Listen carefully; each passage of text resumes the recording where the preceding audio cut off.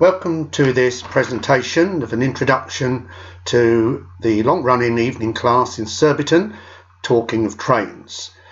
After all of the delays and cancellations of meetings during the past year or so, it's really good to be able to say that we're looking forward to returning to the Library Hall in Ewell Road, Surbiton, on the evening of Wednesday the 15th of September.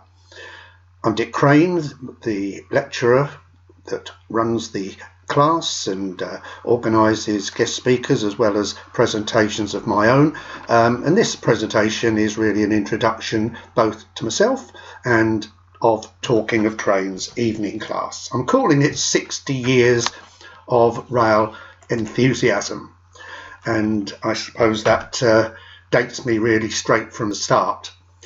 I entered service, if I can put it that way, almost the same time as the nationalisation of the railways came into effect in January 1948. It was, however, quite some time before I became aware of some of the delights of what was happening on Britain's railways, although I grew up living quite close to the Bletchley-Bedford branch line. I was completely unaware of the wonders of the locomotive exchange trials that were taking place that brought such things as Great Western Kings onto the King's Cross line. Although introduced as first to the class in 1948, it was in fact 1959 before my introduction to the delight of railways on a family visit to Peterborough. And by 1961 my hobby had grown into an obsession, and my travels in search of trains really, dare I say, got on track. Bedford St John's station on the London North Western branch from Bletchley, which became a through line from Oxford to Cambridge by 1862, became a second home. It was quite close to the school I attended, and very often, as soon as the school bell went around 4 o'clock, I ran with several friends over the bridge to the lovely St John's station. And that cycle shed on the left became our clubhouse and woe betide any passengers who wanted to put their bicycles in or collect from there. There was happy variety in those days at Bedford St John's, with locomotives from Bedford Depot, Bletchley and Cambridge, and one of my favourite classes of locomotives from the eastern region were the K3s. I always thought the boiler looked too big for the frames, but very, very pleasant engines, and it's a great shame none went into preservation.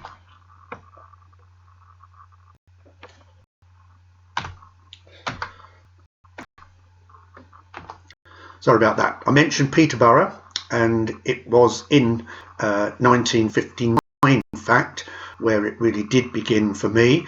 My mother was visiting some friends who had moved from Bedford to Peterborough, and I was told I was being taken to visit them.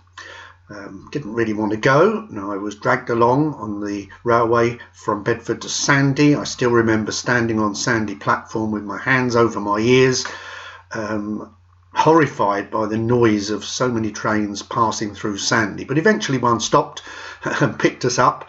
We had a reasonably pleasant day at Peterborough, only to get dropped back at the station in the evening to find there was no train going to stop at Sandy for an hour and a half. I went into what I call grizzle mode, and to keep me placid, my mother said, "Well, look at all those young kids of your age on that barrow at the end of the platform." I said, "What are they doing?" And she said, "They're taking train numbers." And I asked the infamous question, why? I don't think I've ever really answered that question, but suffice it to say, a little bit of the pocket money I'd been given that day was spent on an Ian Allen Loco Spotters book. Within a few minutes, I was on the barrow with the other youngsters. I was taking train numbers, although I had no idea why I was doing so, but by the time we got back to Sandy on the train, I was totally hooked. 1959, in fact, was the year I really discovered the true fascination of railways, as I mentioned. Bedford then was still largely an all-steam scene, other than the appearance of those pioneer diesels 10,000 and 10,001, mostly on Manchester services. The fascination of this new form of motive power cannot be over-exaggerated, but soon the threat to steam became a reality. In the early 1960s, there were several ex-Midland Railway locomotives still at work allocated to Bedford Depot, and I grew very fond of these Johnson 060 3F freight locomotives, and a number which dated from a design of 1885 was still allocated to Bedford and working primarily on the Hitchin and Northampton branches, but also between Bedford and the brickworks at Stewartby and some trip freight working along the main line towards London.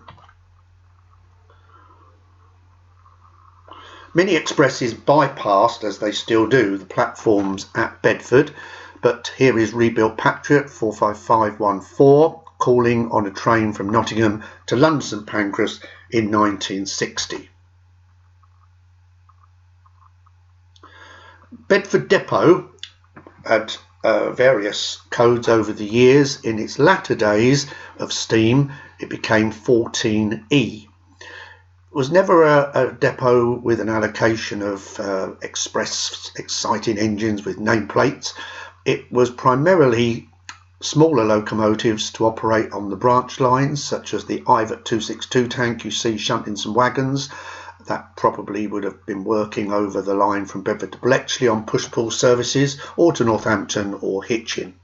Several freight locomotives, including one or two 8F large freight locomotives, were also allocated to the depot. Part of that depot still stands to this day, albeit derelict.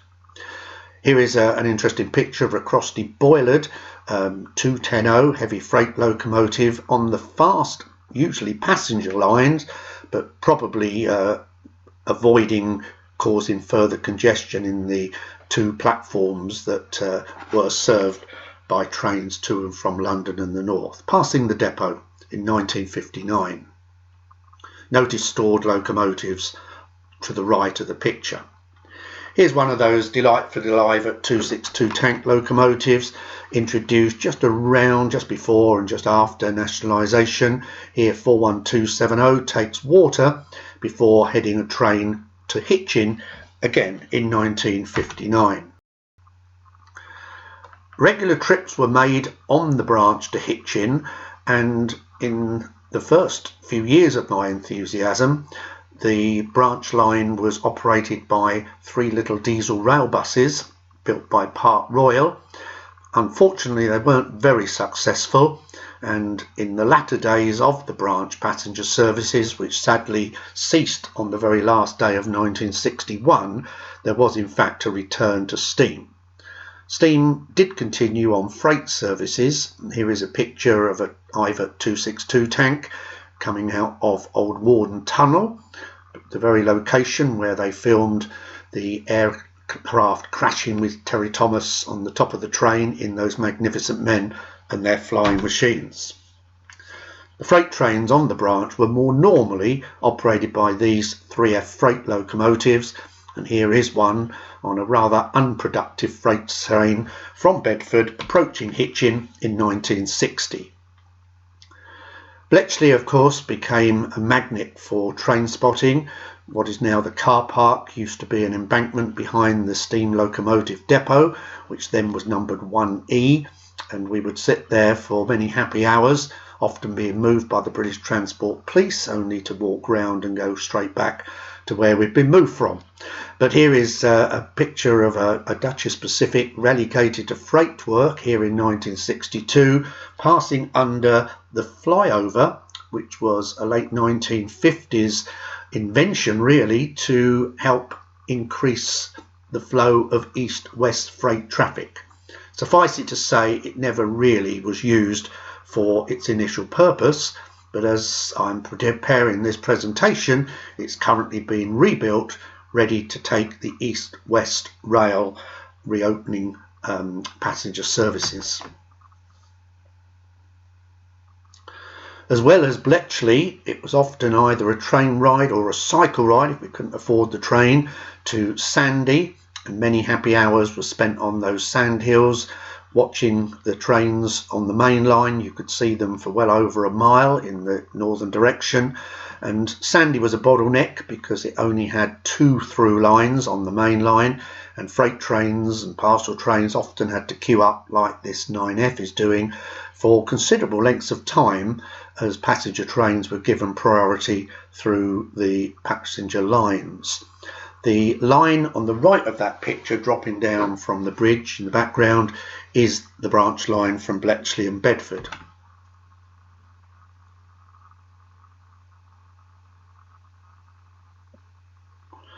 Here's an 8F locomotive dropping down that line. It's crossed over the Great Northern Line. You'll see the driver or the fireman there hanging out of the cab with the token from Blenheim to Sandy, ready to hand to the signalman in his box at the southern end of the platform. After closure at the end of 1967, quite quickly British Rail removed the branch line platforms and tracks and widened out the main line, so it was then 4 tracks throughout and no longer any hold-ups on the main line workings. 75038 leaving Cambridge for Bletchley in 1959. It was a year or 2 later than that when I finally managed to afford to catch the train right through to Cambridge. And Cambridge was always a challenge for train spotters because it had one very long platform with trains leaving both to London and to King's Lynn and other places from the same platform, and bay platforms which were then quite active at both ends of that long single platform. And you could guarantee whichever end you were taking numbers, you would hear a whistle or a diesel horn go the other end and you would go running down. We must have been much fitter, I think, in those days than I am now. My favourite line was always the branch line from Bedford to Bletchley. It went past the bottom of the road where I grew up. It went past the school that I attended, and over the years it became almost a second home, and whenever possible I would get tickets to travel backwards and forwards to Bletchley, occasionally being allowed up on the footplates of the locomotives. Here is what was probably then almost a new standard class 4 460 75034 leaving Bletchley for Oxford. Over £1 billion is now budgeted to rebuild a through railway line from Oxford to Cambridge, but it's worth remembering that when the line existed up to the end of 1967, there were in fact very few regular trains that operated throughout from Oxford to Cambridge and vice versa. Most times of the day, passengers had to make a change at Bletchley, which made the through service very unpopular.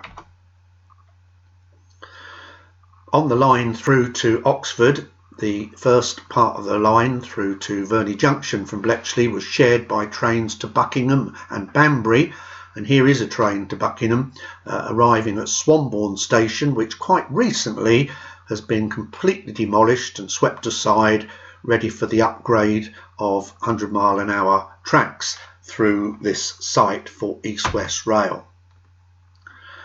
I said it was mostly a steam area, but towards the end of 1958 and into 1959 there was the arrival of these ungainly looking Metrovic diesels on the Midland Main Line. There were 20 of them built, and they caused much excitement with us train spotters. They were very much underpowered and they were very unreliable, and perhaps surprisingly they were put on very important long distance services, the Manchester St Pancras Expresses and also the overnight Condor from London to Glasgow.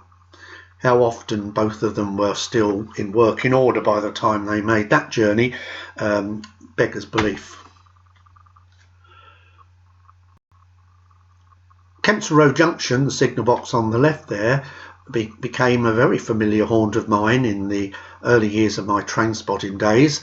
With a couple of friends, I was train spotting one day on the embankment there on the right hand side of the picture. Yes, we were the wrong side of the fence, I admit, but had no intention of trespassing on the tracks.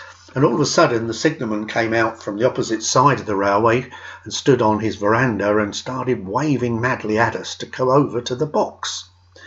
We went over the road bridge and walked down the side of the track there on the left, in fear and trepidation that we were going to get a real ticking off, only to find that the signalman wanted us to go to the local shop and buy him a pork pie and a packet of crisps. I won't mention the gentleman's name. Sadly, he's no longer with us, but we don't want any memories to get into trouble. But he became a great friend, and I spent many, many happy hours in Kempston Road Junction signal box. I admit, often pulling the levers, even being allowed to signal the Midland Pullman on one occasion. 1960 saw big changes on the former Midland Main Line, with dieselisation of the local commuter service from Bedford to London St Pancras. I never did travel on a commuter train steam hauled between Bedford and London, and these diesels were, when they first came on the scene, quite a revelation.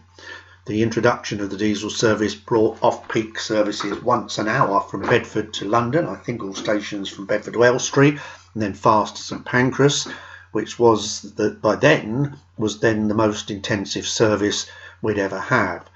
Obviously nowadays with Thameslink, etc., there are far more trains than ever we could have envisaged back then. This is what I missed by not travelling in commuter days. The activity at places like St Albans, with express passing through here with 73080 at the head, and up and down local services to either Luton or Bedford, and Moorgate and St Pancras, etc. On the left of the picture. Steam by the end of 1962 had actually become quite sparse, particularly on passenger services. The introduction of Class 45 peak diesels had really seen steam removed at a very rapid pace on the Midland Main Line. Most activity on passenger trains from 1962 onwards were either additional services, often Saturday extras, or special work-ins. The days were numbered to see the delights of steam leaving St Pancras. Here is a Royal Scot passing Kentish Town, heading north probably to Derby or Nottingham. During those last few years of steam on the Midland Main Line, quite a few Royal Scot 460s and a few Britannia Pacifics were drafted over from the West Coast Main Line, which had already become dieselised, over to the Midland Main Line to work out their last few years. But it was the introduction of these peak diesels that began in 1959, and by the end of 1962 they had replaced pretty well all of the passenger and much of the freight traffic as well. The Midland Pullman, when it first appeared in 1960, was beyond belief. We had seen nothing like it. It was many years really ahead of its time, perhaps a forerunner of the mid-1970s introduction of high-speed diesel trains. Power cars at either end, air-conditioned coaches, which was then unknown elsewhere. Sadly, never travelled on it. It was first class only, primarily a daily trip from Manchester to St Pancras and then back in the evening, with a midday trip to either Leicester or Nottingham at various stages of the 6 years that this service ran on the Midland Main Line. Train spotting beyond my own local line really began in 1961, when my poor mother was dragged out of her home and dragged up to London with myself and my cousin to start going round the various stations train spotting. Of course, King's Cross, right next door, was a favourite. I didn't take this picture, but one of the first locomotives we saw was perhaps the most famous of all, 60103 Flying Scotsman. The numbers were gradually being underlined in our spotter's book. I got very confused when I got to Liverpool Street Station, because although it was a very smoky place and there was still considerable steam activity in 1961, there were also diesels and electrics which weren't in my spotter's book. So it resulted in the purchase of a combined volume, so everything I saw could be duly underlined. This was the kind of lineup you could see in the early 1960s, still a little suburban traffic with steam, the pride and joy of the Great Eastern at Liverpool Street with that polished up J69 060 loco, but diesels appearing on the scene, as well as electric multiple units out to Shenfield. And by, in fact, 1961, most of the suburban services to the likes of Chingford and Enfield were electrified as well. I do confess that the real highlight of my first train spotting trip to London was the visit to Paddington. I knew little about the wonders of the Great Western, but was impressed with a very different type of locomotive, which in 1961 were mostly still clean and shining. Having said that, although I was completely enthralled with the kings and castles and smaller locos shunting around in Paddington Station, the highlight of the day, if my memory serves me correctly, was the arrival of a new warship diesel numbered D600 on a test run. Such was the novelty of them in those early days. As well as trips to London, trips gradually north of Bedford became possible.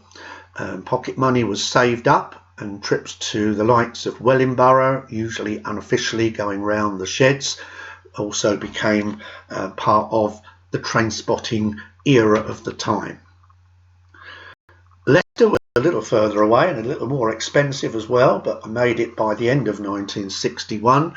It was then a very smoky and dark place with an overall roof, which later was swept away.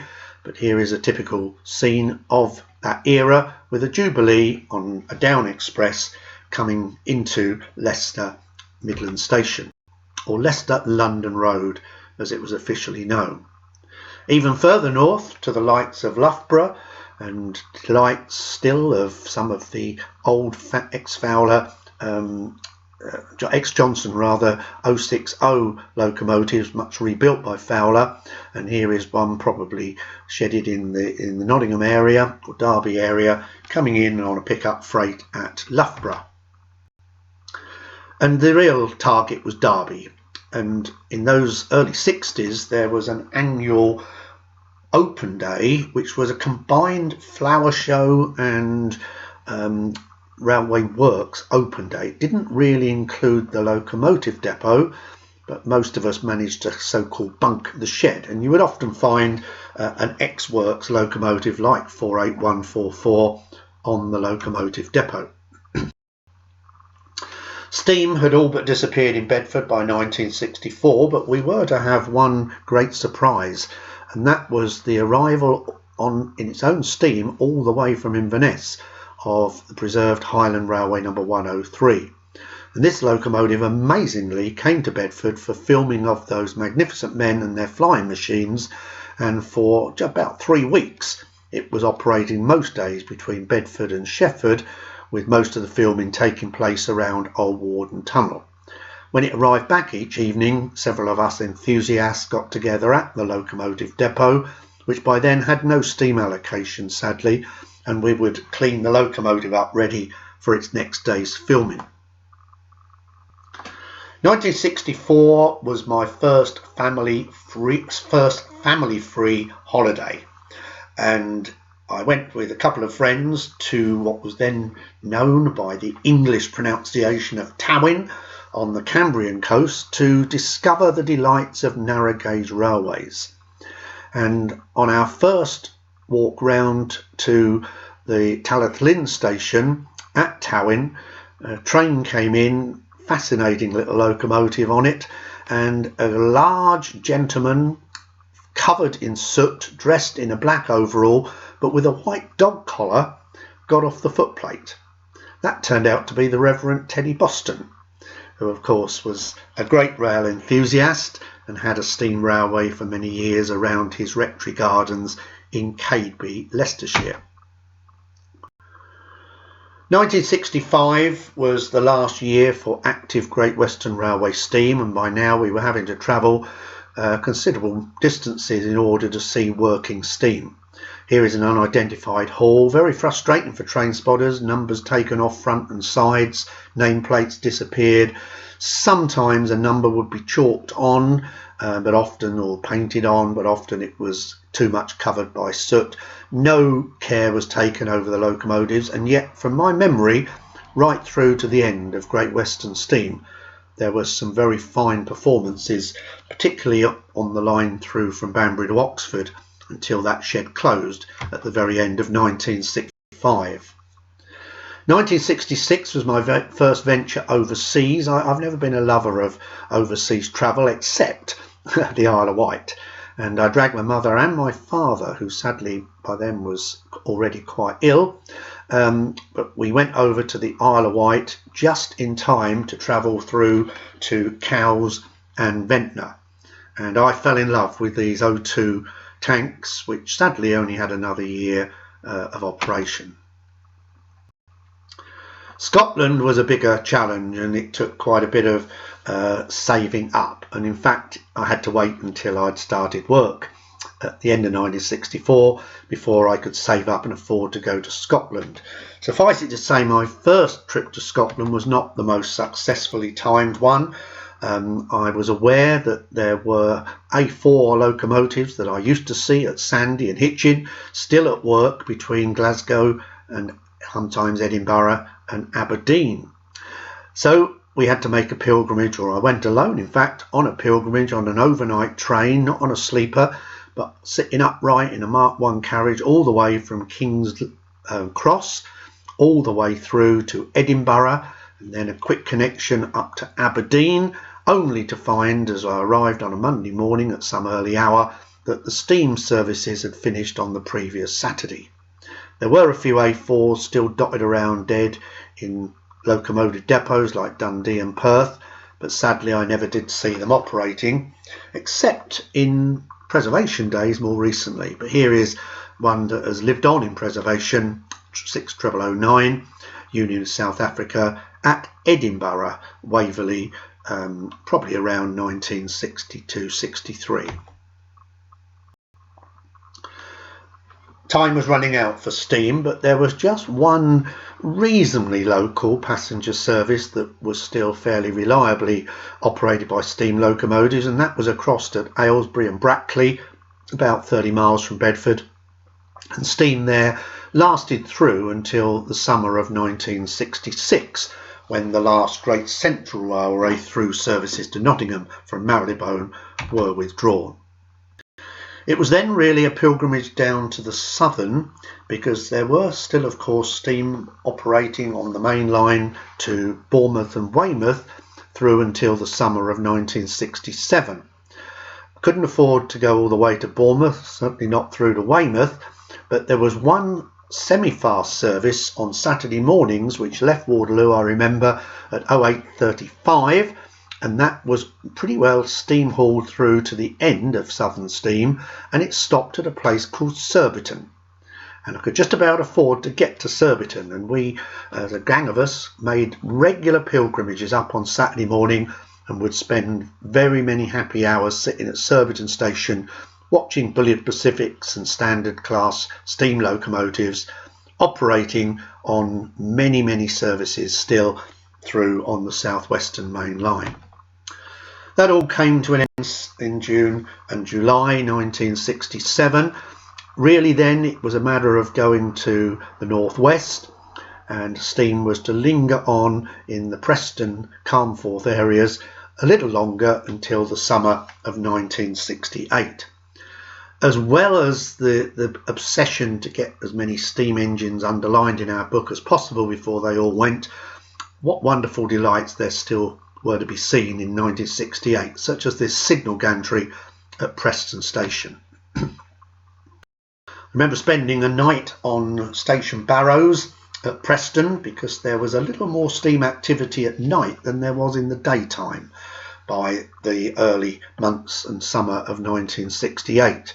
And I do remember one rather cold night. I think it was June, but it was still cold during the night, and there's quite a bit of freight activity, and also one or two passenger services still came in and changed from steam to diesel and vice versa at Preston Station.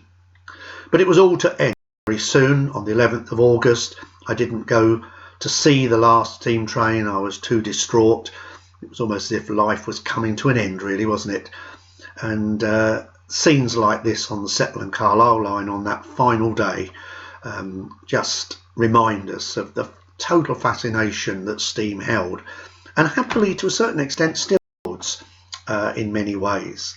But this was the sad result of the end of steam. Cold, dead locomotives, still cold up here in Edgehill Depot after its closure. Diesels beginning to appear sometimes at the steam sheds for a while, but an era had ended, and for my enthusiasm and for many people's enthusiasm, we probably felt that it was the end of our railway nostalgia. But then we found we could still underline more numbers in our books, but it needed a long journey down to Cardiff and Barry, and there were several pilgrimages, if you can call it that, made to Barry Scrapyard, and here probably at the height of numbers there was over 200 on the first day I visited Barry Scrapyard, and locomotives from pretty well all the regions were still waiting their end. We presumed they would all be cut up as other scrapyards have been doing, but of course most of you, if not all of you watching this presentation, will know that it wasn't the end of the story, and that quite a number of those locomotives, in fact probably all that you can see in this picture, have passed into preservation. Many are now back preserved, operating in steam, some even on the main lines. Preservation was beginning to gather momentum. The Bluebell Railway and the Middleton Railway in Sussex and up in Leeds respectively had already opened, operating by enthusiasts, but steam on the main line we thought had ended forever on that fateful day in August 1968, but it wasn't to be. And in 1971, somehow one or two of the members of the British Railways Board managed to persuade others who were totally against steam on the board to do some trial runs with King George V, promoting the Bulmers cider factory, which possibly, because it then provided quite a lot of lucrative freight traffic to British Rail, were able to provide some of their preserved Pullman carriages and operate with King George V on a number of lines to test whether or not it was feasible to run steam on the main lines in the 1970s. There was a fairly reluctant yes to those tests, and gradually a few more secondary lines were opened up for occasional steam operation, but the story, of course, in 2021 is very different, and there must be few railways in the country that haven't seen at least one or two steam charters at some point in more recent years. Just to conclude this presentation, in 1980 my enthusiasm moved into employment with British Rail. Firstly, beginning with the Shipping and International Services Division, which became known as Sealink. And I spent several happy years there simply as a junior clerk, albeit 30 years old when I joined them, before privatisation caught up with the shipping division. I then moved over to a new group at Freightliner of telephone sales, and our task was to try and sell any empty container space on what were then a network of internal services. And here is a peak locomotive with a Freightliner train leaving the Nottingham depot, one of the depots I was given the charge to be salesman for, albeit from a London office primarily. Sadly to say, at the end of 1987, Nottingham was amongst several of the Freightliner terminals that was closed. I hope it wasn't due to my inefficiency of operation in the sales department.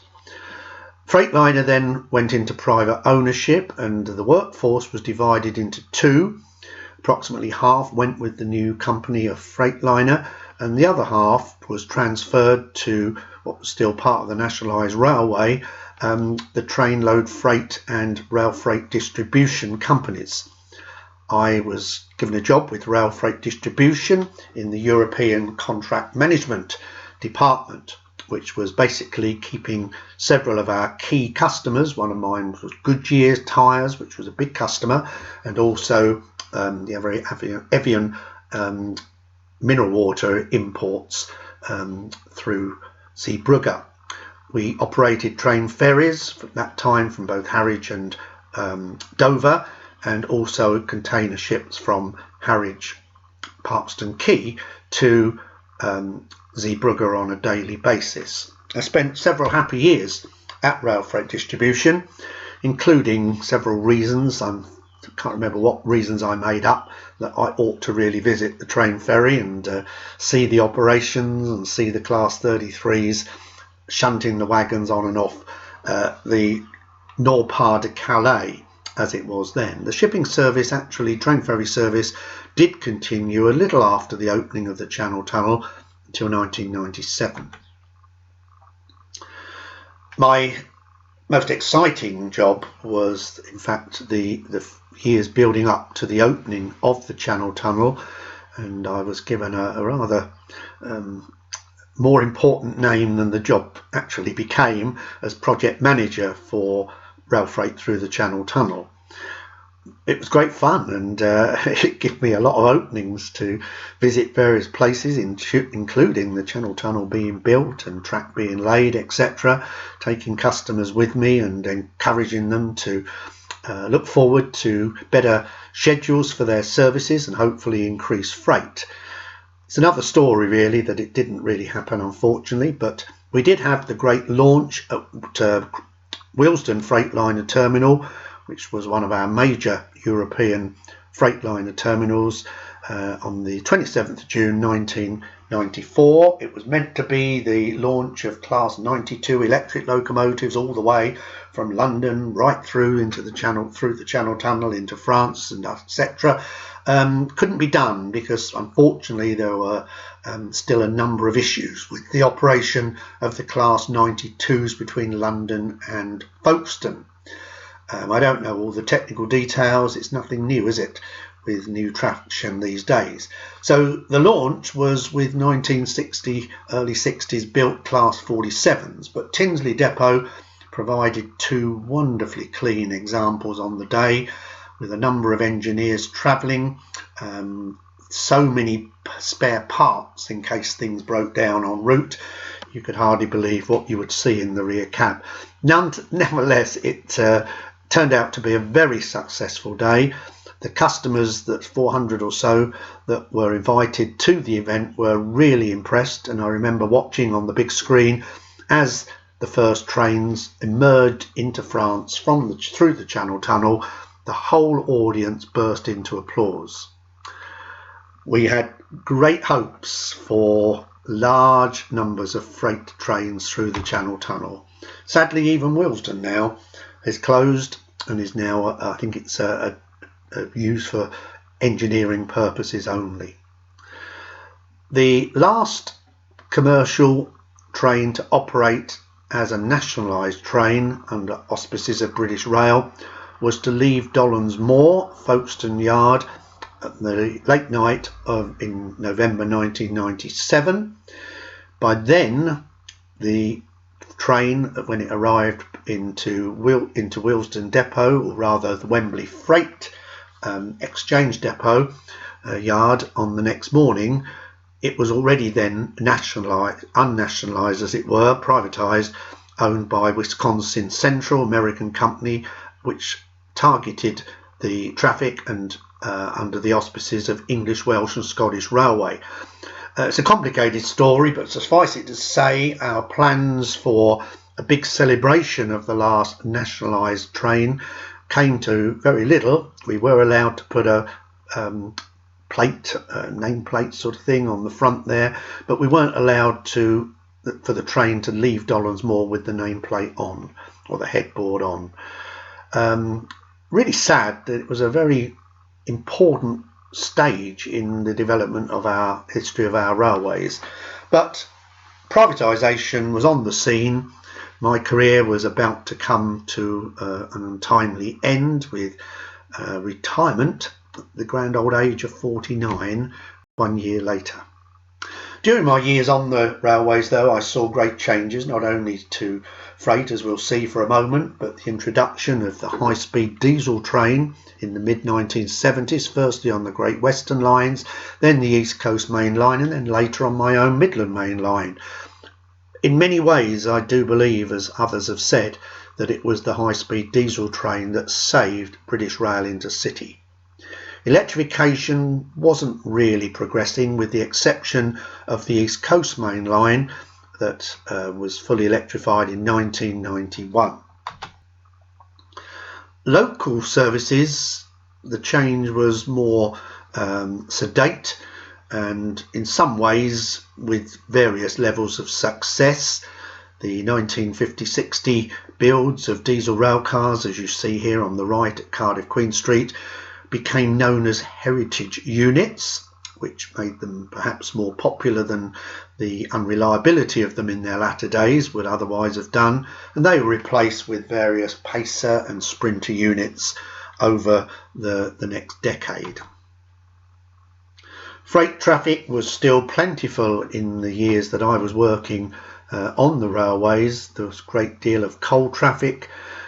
The wagon load traffic was disappearing gradually during those years, and in fact one of my sad jobs in 1991 with Rail Freight Distribution was to ring round a number of companies who used the Speedlink wagon load services to tell them that they were all sadly being withdrawn. Petroleum traffic, metals traffic, etc. did continue, and there we see a train load freight train in privatisation days with a Class 37 on the bottom right. I hope you've enjoyed my preamble over the years of railway enthusiasm, and I invite you to join me and the friends at Talking of Trains at the Library Hall in Ewell Road, Surbiton. We restart on the 15th of September this year, Wednesday evenings, weekly from 7 o'clock till 9 o'clock. For details of the new programme right through till the end of March 2022, please do visit and download from our website. The fee for the term of 22 meetings this time is just £50, and we give you a free invite to our first meeting, and we look forward to meeting you.